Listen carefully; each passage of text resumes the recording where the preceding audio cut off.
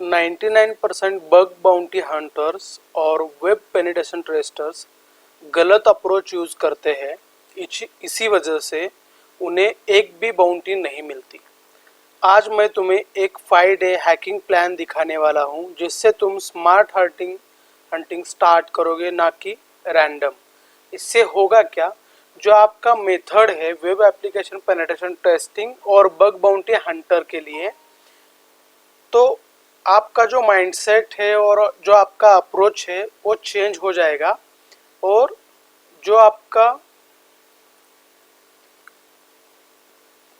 Hunting plan है उसको थोड़ा सा चेंज करके आप स्मार्टली वर्क करके एक ही टारगेट पे 3 to 5 डेज में टेस्टिंग करके आप बग फाइंड कर सकते हो। तो वेलकम बैक दोस्तों, बग बाउंटी सीरीज हिंदी में आपका फिर से स्वागत है। तो आज हम देखने वाले हैं वेबसाइट हंटिंग प्लान, जो कि व्हेन टू स्टार्ट और व्हेन टू स्टॉप, मतलब कब स्टार्ट करना है और कब स्टॉप करना है हमें। 3 to 5 days is optimal time पर वेबसाइट। एक वेबसाइट के लिए 3 to 5 डेज बहुत ही काफ़ी है, और इससे हमें पता चलेगा कि इसमें हमें कुछ मिलने वाला है इसी वेबसाइट पे या नहीं। तो but depends on scope size, website कितनी बड़ी है, कितनी डीप है, बग क्लास एक्सपर्टाइज आपकी क्या है, और टीम का रिस्पॉन्स आगे से क्या होता है, उस पर डिपेंड करती है। तो पहले हम क्या देखेंगे, प्रैक्टिकल प्लान देखेंगे फर्स्ट डे का। जो फर्स्ट डे का प्लान है उसमें क्या है, रिकॉन और सरफेस मैपिंग। इसमें हमें करना क्या है, सब डोमेन इन्यूमरेशन करना है, जो कि एसेट फाइंडर, आमास, सब फाइंडर, crt.sh, इस टूल से हमें सब डोमेन फाइंड करना है, सब डोमेन इन्यूमरेशन। अगर इसका आपको वीडियो चाहिए तो मेरे यूट्यूब पे सब डोमेन इन्यूमरेशन का एक सेपरेट वीडियो है, वो आप जाके देख सकते हो। उसके बाद हमें पोर्ट स्कैन करने हैं nmap एम स्कैन से। टेक्स्ट टैग डिटेक्शन करना है, वेपिलाइजर, मतलब वेबसाइट किससे बनी है, बैकएंड में फ्रंट एंड में क्या यूज हुआ है, ये हमें देखना है, जो कि ये हमें वेपिलाइजर एक टूल है उससे पता चल जाएगा। उसके साथ ही साथ बिल्ट विथ और व्हाट वेब, ये भी टूल है, इससे भी हमें फ्रंट एंड में बैक एंड में कौन से टूल्स, कौन सी टेक्नोलॉजी यूज हुई है वेबसाइट बिल्डअप होने में, उसके बारे में हमें पता चलेगा। कौन से वर्जन्स यूज हुए हैं सॉफ्टवेयर्स के, जैसे कि ओरेकल और HTML होगा, PHP होगा, और अपना SQL होगा, उसके बारे में हमें पता चलेगा। उसके बाद डायरेक्टरी ब्रूट फोर्स हमें करना है, फब और डायरेक्टरी सर्च, ये दो टूल यूज करके। इसके बारे में भी पूरा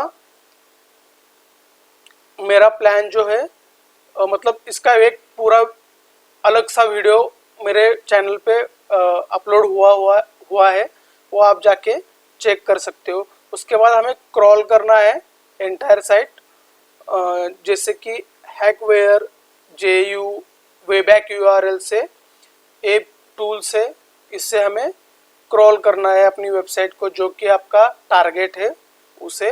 वेबैक URL से हमें पुराने वाले जो URLs है उस वेबसाइट के, उसके बारे में पता चलेगा।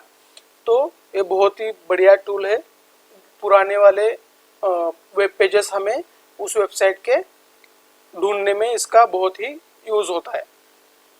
तो इसका गोल ये है कि get full map of where you might find bugs, जहाँ पे आपको बग मिल सकते हैं उसके बारे में हमें पता करना है। उसके बाद हम जो बग्स है उसके बारे में फाइंड आउट करने वाले हैं इसके सेकेंड डे में। सिर्फ फर्स्ट जो रिकॉन और सरफेस मैपिंग होने वाला है, जो हमें मिला है रिकॉन में, उसके डिपेंड से हमें अगले दिन बग्स ट्राई करने हैं उस वेबसाइट पे। दूसरे दिन में हमें देखना है ब्रोकन एक्सेस और एडर।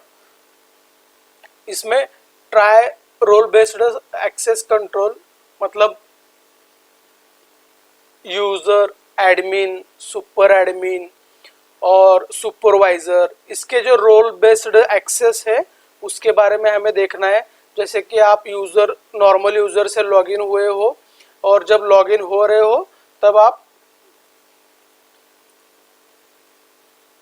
रिक्वेस्ट कैप्चर करके बबसूट में उसका रोल जो है चेंज करके आप रिक्वेस्ट सेंड करके देख सकते हो कि वो एक्सेस हो रहा है नहीं हो रहा है, उसके बारे में। User to user data access मतलब एक मैं यूज़र हूँ, सिंगल यूज़र, ओके।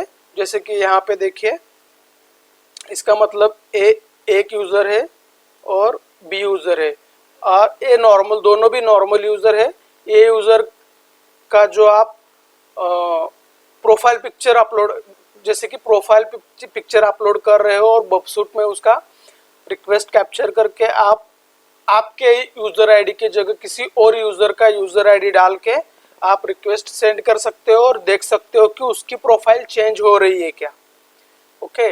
तो ये जो बग होता है आईडोर में, user to user data access होता है, ओके।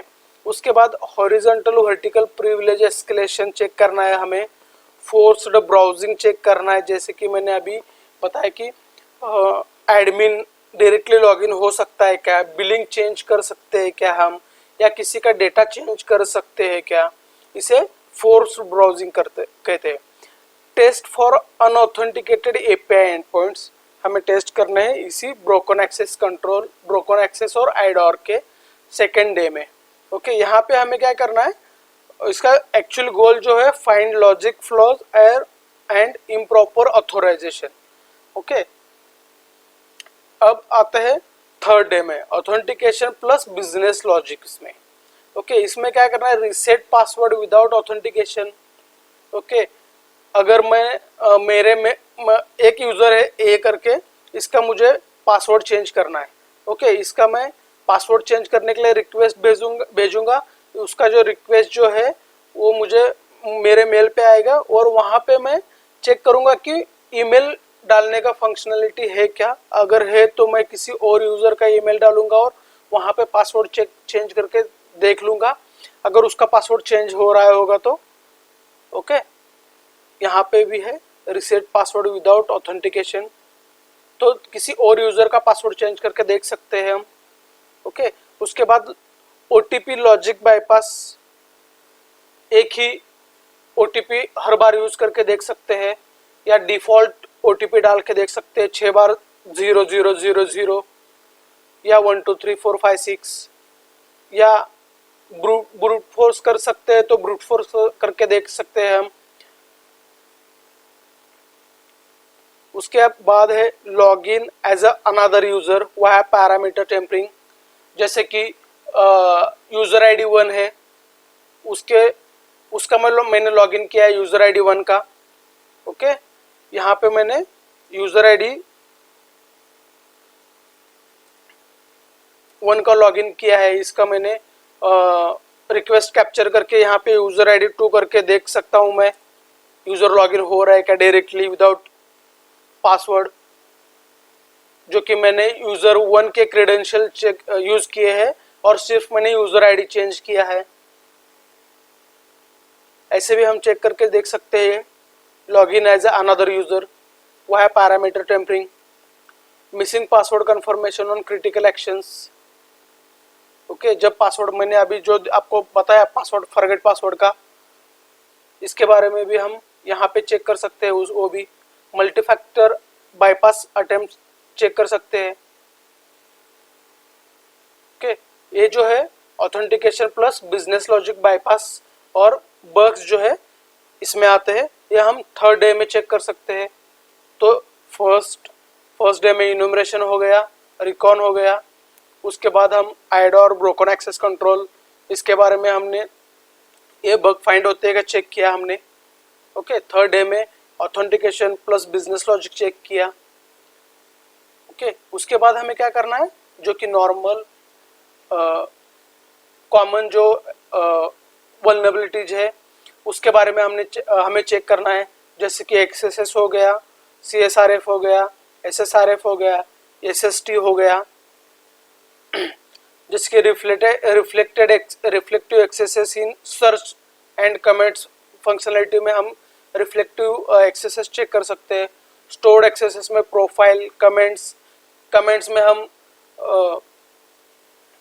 एक्सेसेस का कोड डाल के चेक कर सकते हैं कि जो कमेंट हो सेव हो रही है, और वहाँ पे जाके मैंने कर्सर अगर उस पे उस कमेंट पे लेके गया और वहाँ पे एक्सेसेस ट्रिगर हो गया तो वो भी हमें चेक कर सकते हैं। प्रोफाइल में चेक कर सकते हैं, जैसे कि नेम, एड्रेस बार, उसमें हम चेक कर सकते हैं। CSRF on delete update request, cross CSRF मतलब क्रॉस साइट रिक्वेस्ट फॉर्जरी, जैसे कि मैं एक यूजर हूँ, ओके, यूजर ए है और मुझे यूजर ए का प्रोफाइल पिक्चर डिलीट करना है या मोबाइल नंबर अपडेट करना है, और मैं CSRF करके उसका कोड जनरेट करके CSRF का वो किसी और यूजर के ब्राउजर में ओपन करके चेक कर सकता हूँ वहाँ पे अपडेट हो रहा है क्या डायरेक्टली विदाउट ऑथेंटिकेशन। ये CSRF भी हो सकता है। SSRF server side request forgery है, जैसे कि फाइल अपलोड्स हो गया, वेब हुक्स हो गए, URL फीचर्स हो गए, ओके। उसके बाद हमें चेक करना है ओपन रीडायरेक्ट, इन रीडायरेक्ट URL, नेक्स्ट। इस जैसे हमें वल्नरेबिलिटी 4 डे में चेक करने हैं, जैसे कि XSS, CSRF, SSRF, server side template injection हो गया, SSTI, ओके।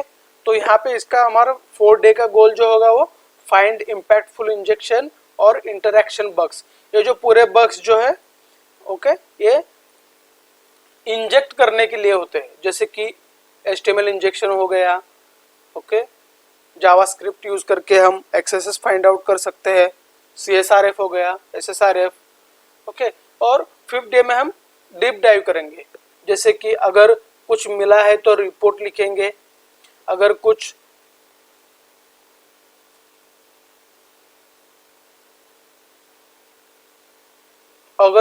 भी मिला ना हो तो स्कोप कवर हो गया है क्या वो चेक करेंगे, मूव टू नेक्स्ट टारगेट करेंगे।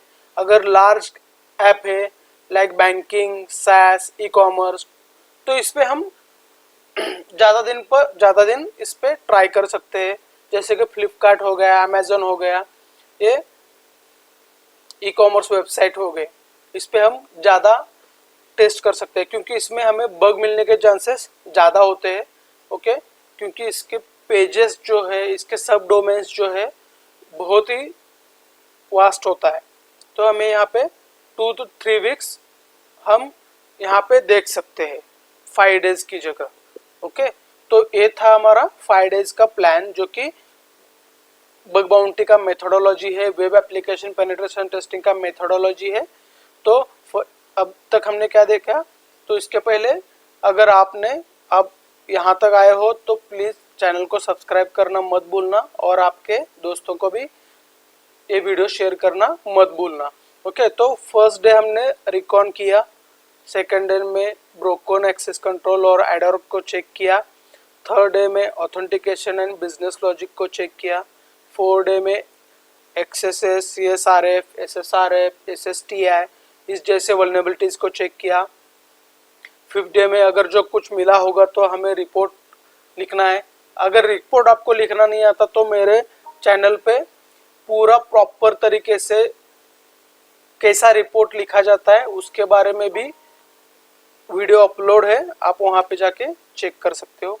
उसके बाद हमें टूल्स क्या क्या यूज़ कर सकते हैं किस किस के लिए, उसके बारे में यहाँ पे मैं आपको थोड़ी छोटे से टाइम में बता दूंगा। सब डोमेन एनुमरेशन के लिए हमें अमास, सब फाइंडर, एसेट फाइंडर यूज़ करना है। क्रोलिंग के लिए हैकवायर, JU, web hack URLs use करना है। फजिंग के लिए पफ, डायरेक्टरी सर्च यूज़ करना है। बर्बसूट में मैनुअल टेस्टिंग, रिपीटर, इंट्रूडर, ये जो टैब्स है इसको यूज़ करना है, जैसे कि रिक्वेस्ट कैप्चर करके हमें वहाँ पे चेक करना है कि आइडोर हो सकता है कि या वहाँ पे हम